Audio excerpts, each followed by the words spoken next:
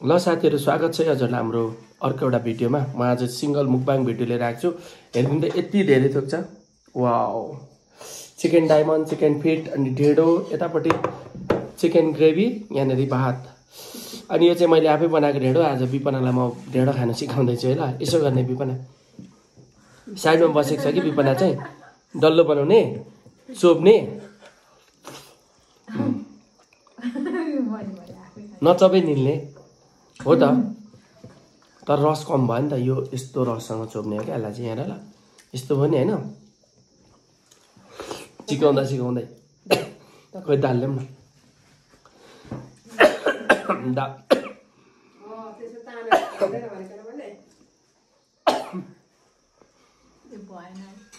कति पिरो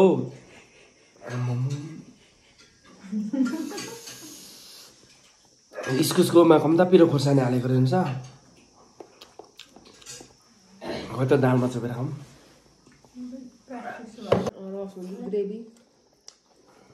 नचपे निल्ने चबायो भने त नि उमा दाँत बजाउमै लाग्छ नि।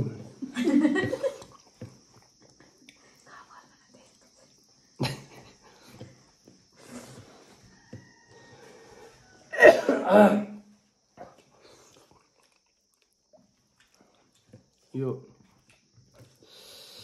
घिउसँग हो एउटा खाने चाहिँ, तर घिउ धेरै नखानु न।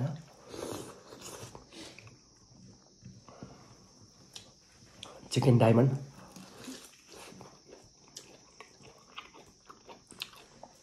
विपनाले त डायमन्ड पनि खानु।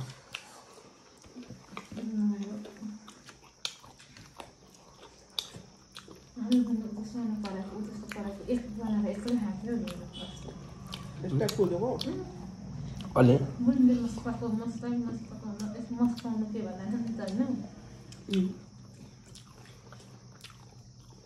आमामा कुखुराको मासु लास्ट मिठो भएछ त। चिकन ग्रेभी चाहिँ क्या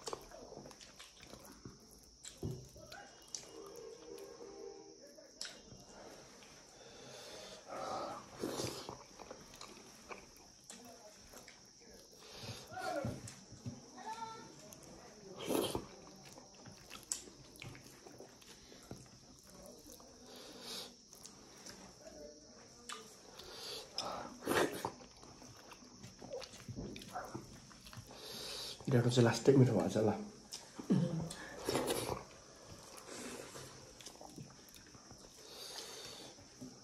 दालसँग रहेछ है।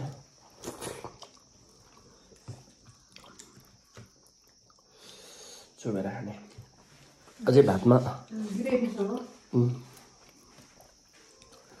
यो चाहिँ भातमा माथि एउटा पानी डल्ला बनाउनु हुन्थ्यो नि पहिला।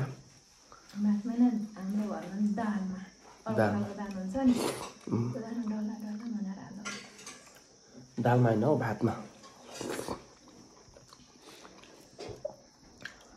भातमा अलिअलि चिनी हाल्नुपर्छ कि यसमा चाहिँ, थोरै चिनी हालेर भात पाक्नै आँटेपछि माथिबाट हाल्नुपर्छ। अनि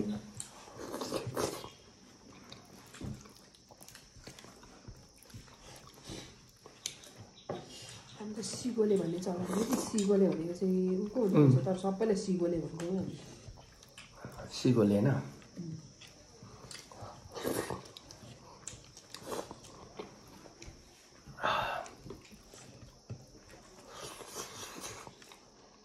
यस्तो खाएको दिन पछि खाइहाल्नु त मिठै पर्दो रहेछ। यस्तो के हाल्नु ग्रेभी कम भयो तर भान्जी पनि त चलाउनु हुँदो रहेछ नि। नचलाइ त खै के भन्नुहुन्छ अलिअलि त भन्नु। मैले सानो डल्ला बनाउँदा त सकिनँ नि, म त खाँदिनँ। मलाई मन पर्दैन यस्तो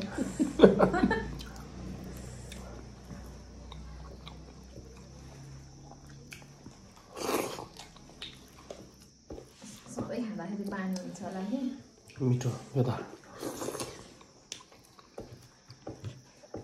आज मात्रै जाने हो मैले ढेँडो बनाउनु सधैँ त जान्दैन थियो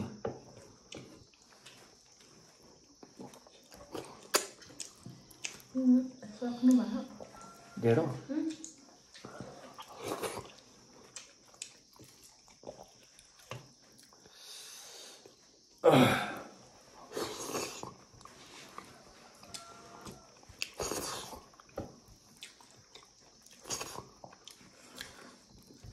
अब कुखुराको खुट्टा चाहिँ कसले खान्छ होला यति धेरै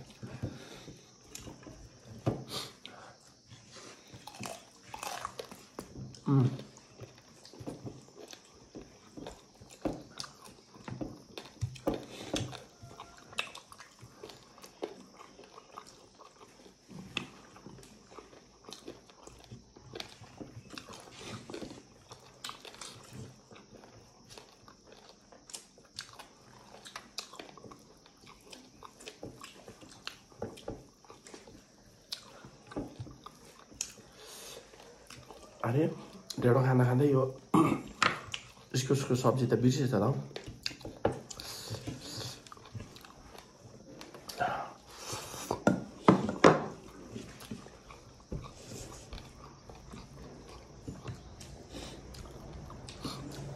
यो चाहिँ लोकल इस्कुसै परेछ हौ मिठै छ ठुलो खायो भने